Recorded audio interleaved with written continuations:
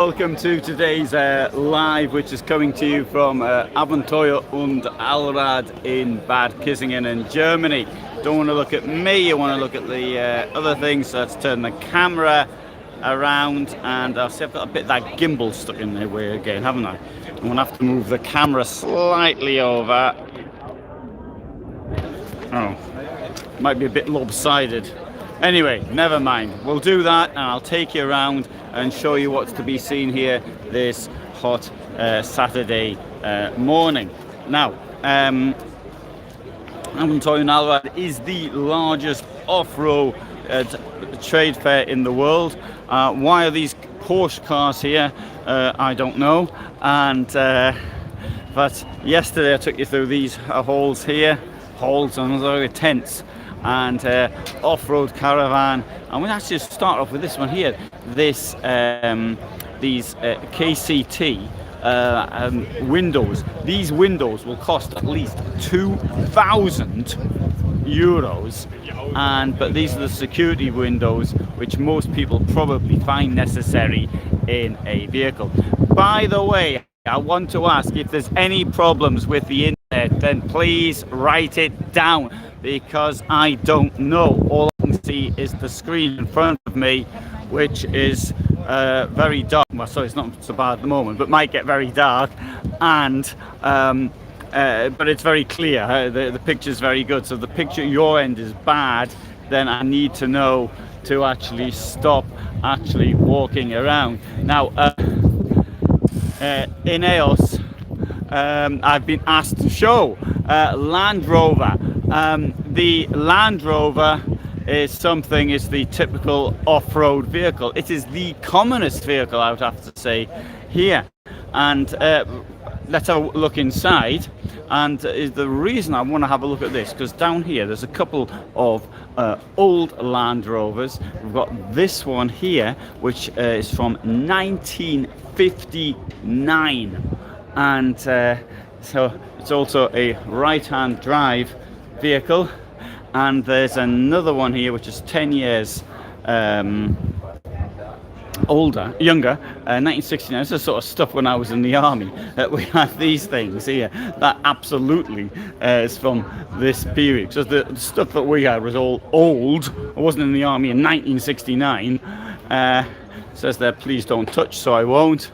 But that vehicle there certainly takes me back a bit. And I have slept a few nights, maybe not in this particular model, but put down there in the past. So we've also got some newer stuff, Range Rover and the likes. And right, I've been asked to do. Oh, hello. Sorry. Hello.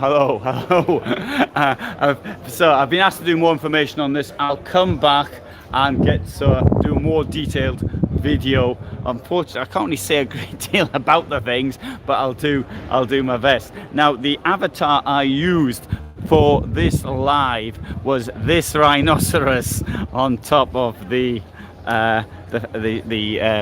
Sprinter here, which I thought looked quite good. And right, so we've got here, as you always expect, we've got some equipment, and I often say that the equipment is one of the most exciting things for me at Dusseldorf, for example.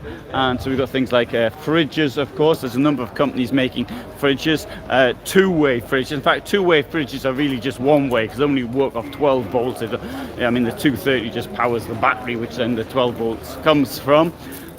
Lots of stuff on water.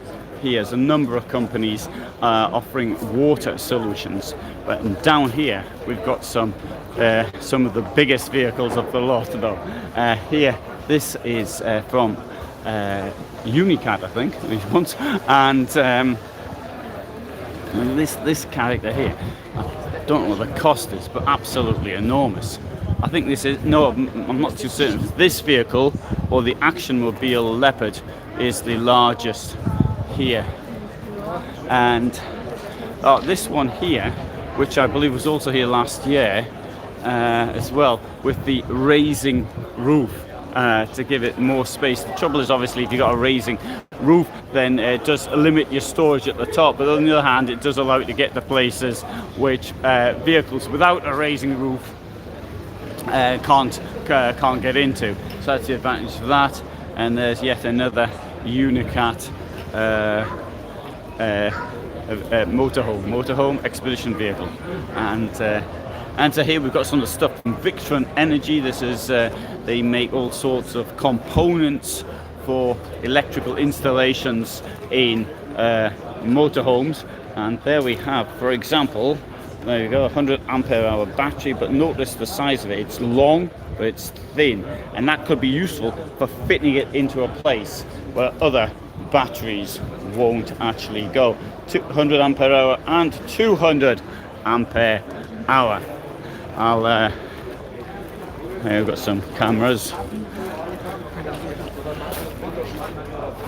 Also a fair bit of clothing here as well, which I suppose that's for people who sort of come here for the day and then they decide they'll get themselves a t-shirt or something for the event. Let's walk out of this area. There'll be lots and lots of people here today. Today's a Saturday. The weather is much cooler than it was this time last year, full 10 degrees cooler.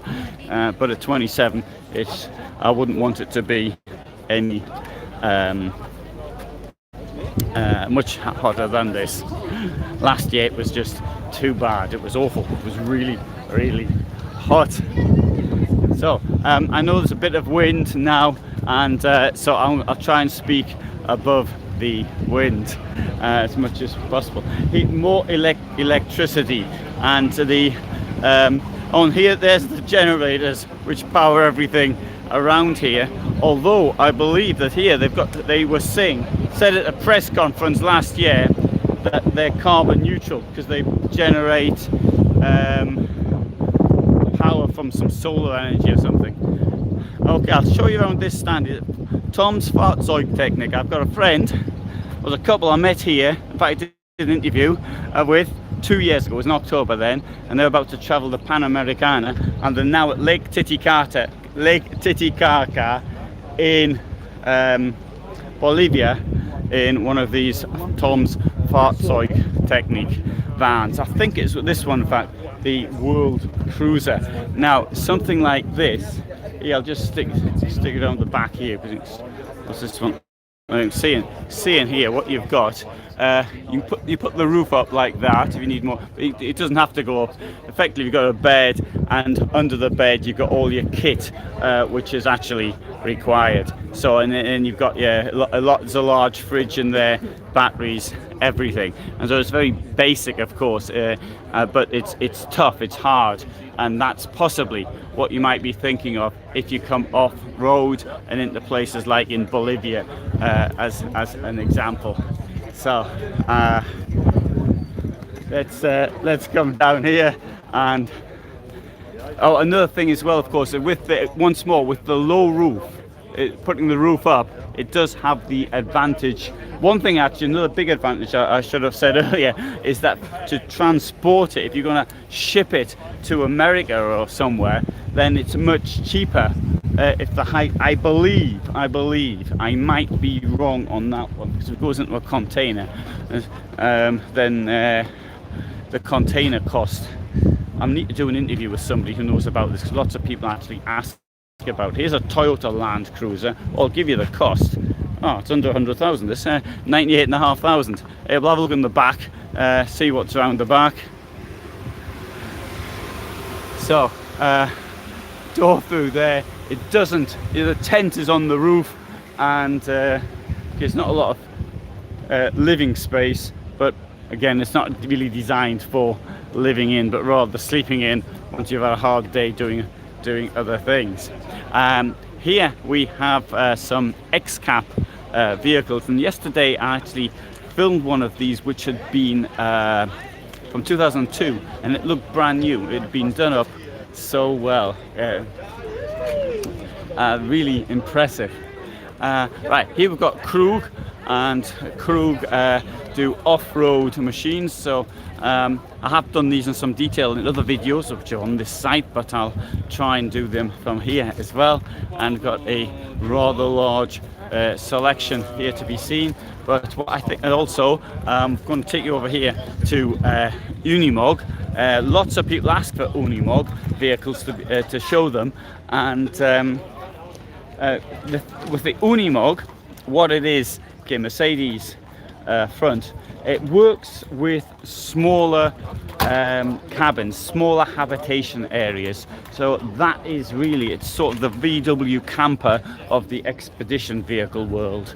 It's something smallish.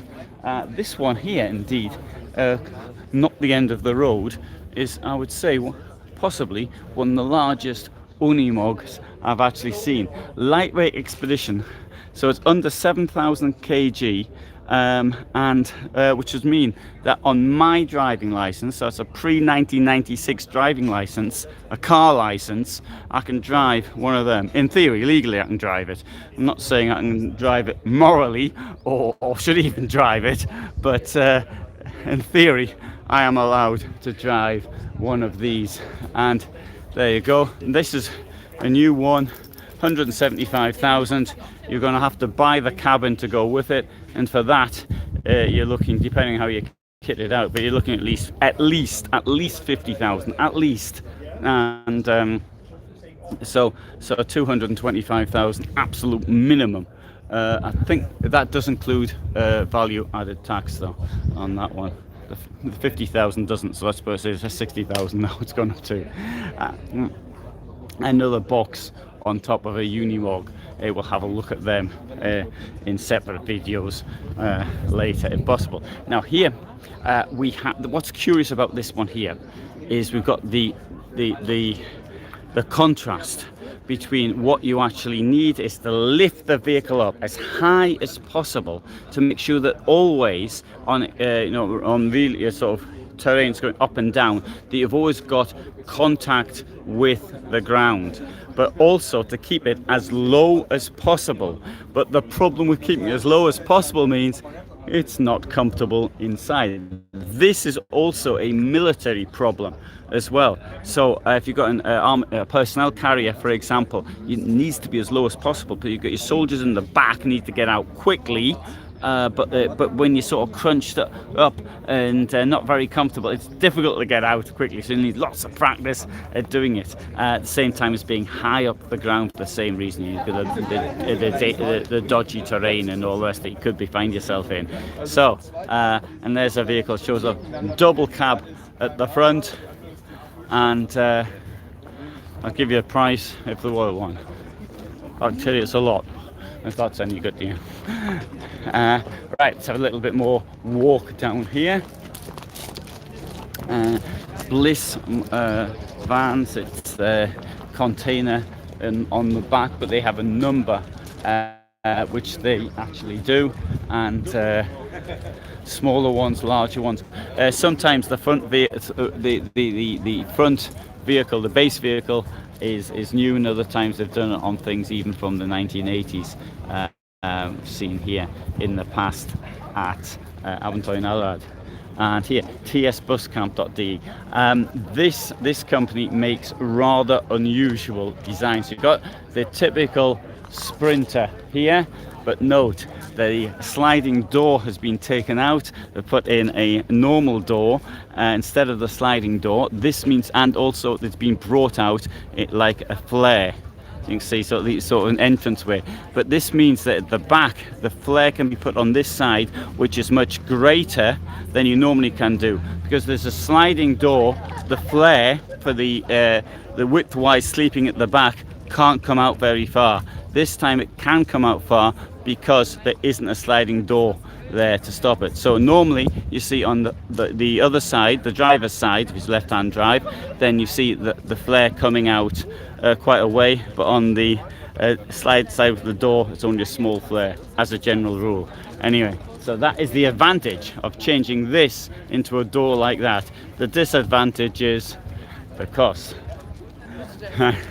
And here we have a fire tube I'd really rather fancy one of these. Just published recently videos on this a heater for expedition vehicles, or even tiny houses, or even normal houses, in fact, because the company itself started off by supplying businesses and bakeries and things of this nature. So you've got here the furnace at the bottom, and the really clever bit is this here. This is the heat exchanger, when it's that which makes it so warm.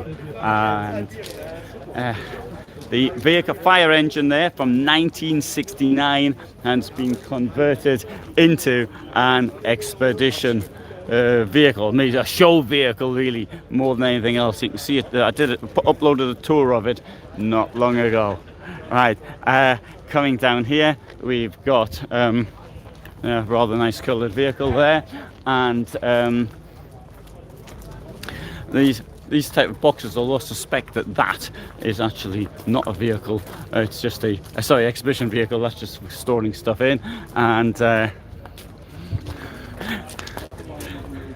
Bronco crawler. I think they're manufactured in Turkey, and but for the German market, they're based in Berlin. So the Unimog, again, it doesn't really look like a Unimog because you sort of point the camera at it like that. There's also off-road caravans, small caravans,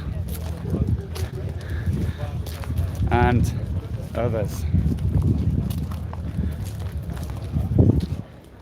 So I think I'll actually end here for this morning. I shall do another live later today. I hope you found that of interest, and I'll do more later. But for the moment, thanks for watching and being with me, and all the best from me in Bad Kissingen.